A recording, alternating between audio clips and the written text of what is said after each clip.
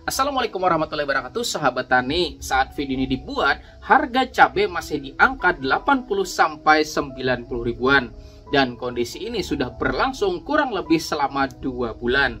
Maka pertanyaannya, sampai kapan sih harga cabai terus tinggi kayak gini, ya enggak?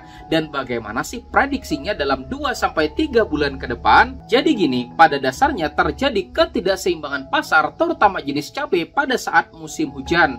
Apakah karena stoknya di pasaran itu sedikit ya sahabat tani? Itu salah satunya. Dan adanya ketidakseimbangan antara permintaan dan juga stok yang tersedia ini paling besar disebabkan karena adanya yang namanya bencana alam. Dan 2 bulan yang lalu terjadi ketidakseimbangan iklim di mana curah hujan itu nggak normal banget ya sahabat tani, yang menyebabkan banjir terjadi di mana-mana.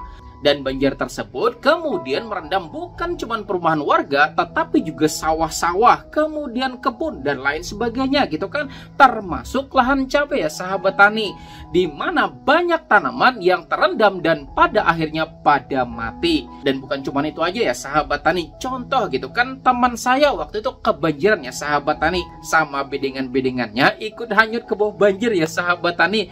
Jadi bedengan itu nggak lagi berbentuk bedengan gitu kan, tapi berbentuk rata sama tanah gitu ya sahabat tani. Dan parahnya lagi di sana banyak sampah-sampah numpuk ya sahabat tani di kebunnya dia gitu kan. Dan mungkin ini bukan cuma terjadi di lahan teman saya, tetapi bisa jadi juga terjadi di lahan teman-teman yang lain juga. Dan ketika ini terjadi, maka saya sudah bisa memprediksi bahwa bakalan terjadi kenaikan harga dalam 4 bulan ke depan. Lah pertanyaannya, kok 4 bulan ya nggak sahabat tani? Nah jadi gini ya sahabat tani, saya akuin saya bukan peramal gitu kan. Saya cuma bisa memprediksi ketika ada petani yang lahannya tuh hancur karena banjir, kemudian bedengan itu rata dengan tanah, kemudian sampah-sampah juga menumpuk di lahan tersebut, maka paling tidak membutuhkan 4-5 minggu dalam pemulihannya. Dan itu pun kalau mereka masih punya modal. Lah kalau nggak punya modal gimana? Ya nggak bisa olah lahan ya nggak sahabat tani. Kemudian setelah 1 bulan, tadi kan sembari ngolah lahan, kemudian mereka tuh nyemai ya sahabat tani ya kan. Dan penyemaian itu bakalan memakan waktu setidaknya sekitar 30 harian atau sekitar 1 bulan ya sahabat tani. Kemudian mereka tanam, kan butuh waktu 3 bulan lagi ya sahabat tani ya kan.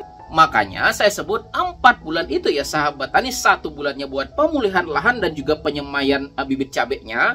Kemudian 3 bulan selanjutnya buat pembesaran hingga masuk masa generatif gitu kan. Dan generatif awal-awal juga produksinya belum maksimal ya nggak sahabat tani. Artinya nih ya sahabat tani, musim hujan parah-parahnya kemarin terjadi kan di akhir Januari sama awal Februari ya nggak sahabat tani. Dan anggap Februari lah ya sahabat tani, dan ini akhir Maret dan bentar lagi April ya sahabat tani. Berarti baru jalan 2 bulan ya nggak sahabat tani. Maka prediksinya harga cabai masih tinggi pada saat 2 bulan kemudian. Kemudian faktor selanjutnya dan masih seputar musim hujan. Jadi pada saat musim hujan banyak tanaman cabai yang terserang sama penyakit, entah patek atau antraknosa kah ya sahabat tani, kemudian busuk akar kah, busuk batang, busuk ranting, busuk daun dan lain sebagainya ya sahabat tani. Dan parahnya lagi ketika petani pengendalian itu kurang tepat, maka tentu aja bakalan sulit buat mengendalikan penyakit tersebut dan juga menormalkan produksinya kembali. Dan contoh salah satu penyakit yaitu gugur daun gitu kan. Ketika tanaman cabai mulai terserang penyakit gugur daun, maka maksimum bisa berproduksi paling sekitar beberapa minggu aja setelah terkena penyakit tersebut.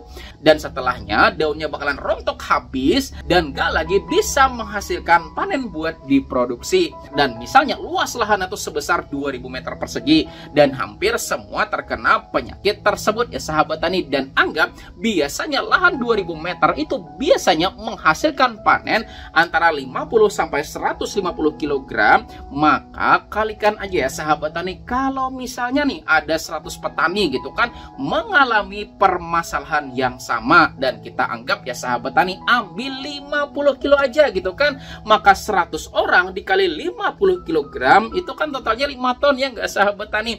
Terjadi kekurangan suplai barang per kali panen tiap petaninya gitu kan. Dan kalau tanamannya dicabutin kemudian tanam ulang, pasti kan butuh waktu sebanyak 3 bulan lagi ya sahabat tani sampai bisa berproduksi. Dan sepenglihatan saya kemarin, lahan-lahan yang banyak terserang rontok daun kemarin itu kan banyak terjadi pada saat akhir Februari dan juga awal Maret ya sahabat tani. Maka kalau ditambah dengan 3 bulan artinya bakalan berproduksi lagi pada saat bulan Mei dan juga bulan Juni, dengan catatan mereka masih nanam cabai ya sahabat tani, jangan-jangan nanam varietas lain gitu kan. Nah, faktor selanjutnya yaitu kenaikan pola konsumsi masyarakat pada saat musim hujan. Nah, ketika musim hujan, cabai itu jadi pelengkap makanan bagi kita buat ngangetin badan ya nggak sahabat tani. Dan ketika kita makan cabai, maka tubuh jadi hangat dan juga bisa bikin berkeringat ya nggak sahabat tani. Dan saya juga habis sakit gitu kan, makan cabai jadi berkeringat ya sahabat tani. Dan kondisi itu mengakibatkan metabolisme tubuh jadi meningkat karena ya sahabat tani di dalam cabai ada senyawa fitokimia namanya adalah capsaicin atau capsaicin ya sahabat tani. Dan inilah yang memberikan sensasi pedas dan juga panas ketika kita tuh makan cabai gitu kan. Tetapi ketika terjadi perubahan musim menjadi musim kemarau, maka konsumsi cabai cenderung bakalan sebaliknya ya enggak sahabat tadi, bakalan cenderung mengalami penurunan gitu kan. Dan ini bakalan mempengaruhi permintaan dari cabai tersebut. Maka pertanyaannya, kapan sih sebetulnya musim kemarau ya enggak?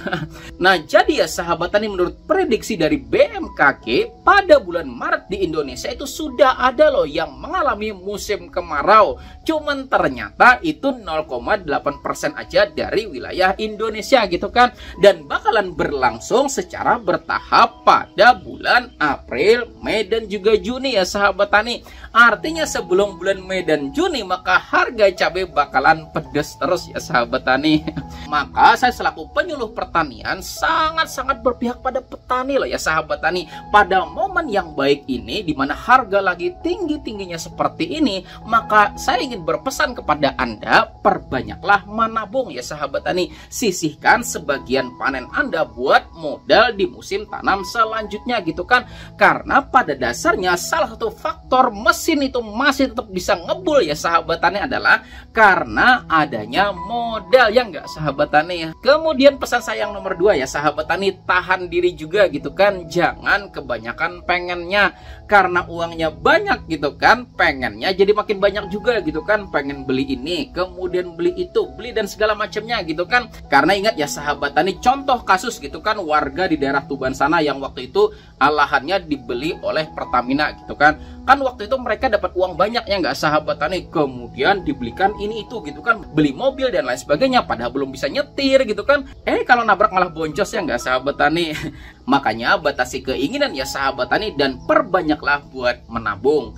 Dan pesan saya yang ketiga, dan ini sudah kejadian ya sahabat tani. Jadi waktu itu saya lihat di sebuah grup Facebook ada kasus petani cabai yang uangnya habis ketipu sama undian berhadiah gitu kan. Nah, jadi ceritanya dia tuh mendapatkan telepon yang mengaku dari orang direksi dari perbankan tertentu.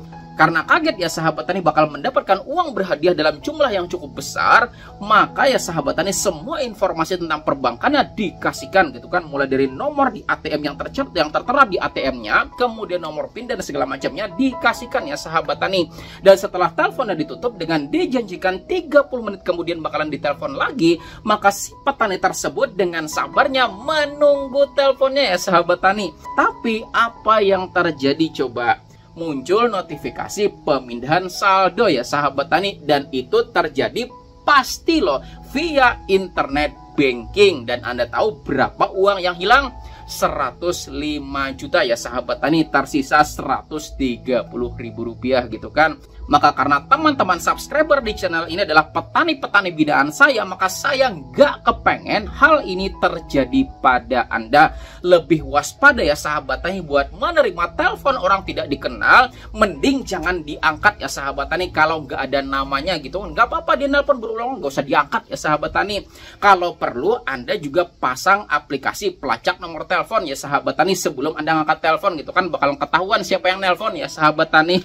Nah, jadi sekian dulu ya sahabat tani sharing kita. Intinya 4 bulan semenjak bencana alam terjadi biasanya harga masih bagus-bagusnya. Tetap semangat buat teman-teman semua di rumah, dan buat teman-teman yang lahannya rawan terkena bencana banjir, maka segeralah ya sahabat tani minta pemerintah daerahnya buat lakukan pembenahan. Mudah-mudahan tidak terjadi kembali hal hal yang seperti ini ya sahabat tani. Selamat berlebaran, minal aidin wal faizin, mohon maaf lahir dan batin. Terima kasih sudah gabung terus di channel ini ya sahabat tani. Mudah-mudahan terus bisa memberikan informasi yang bermanfaat buat teman-teman semua. Dan buat Anda yang mau teruskan nonton video-video di channel ini, saya sediakan 4 video di bagian sini, sini, dan juga sini, sini ya sahabat tani. Silahkan klik salah satunya. Terima kasih. Saya Ziransar, saya akhiri ucapan wassalamualaikum warahmatullahi wabarakatuh.